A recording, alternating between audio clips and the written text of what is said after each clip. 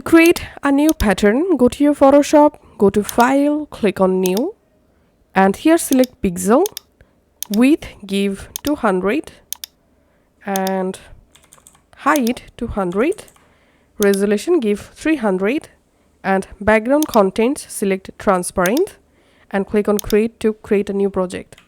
Now add a new blank layer and then click on this icon, select solid color and select a color, for example, and just put this color layer at the bottom and select the upper layer and go to File, click on Place Embedded, and now we have to add our pattern content. It could be a logo, image or text.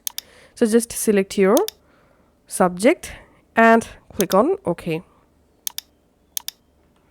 You can resize your content just like this. And now we have to duplicate this layer. Just duplicate it, select the upper one, go to Filter, go to Other and Offset. Now you have to adjust these settings, horizontal pixels right, vertical pixels down. So I'm giving here 100% plus 100% plus 100% and clicking on OK. And after that, just delete the solid color layer. And now it's time to save this pattern. So go to Edit, click on Define Pattern, give the pattern name and click on OK to save the pattern. Now it's time to use pattern in different project. To do that, I'm just creating a new project.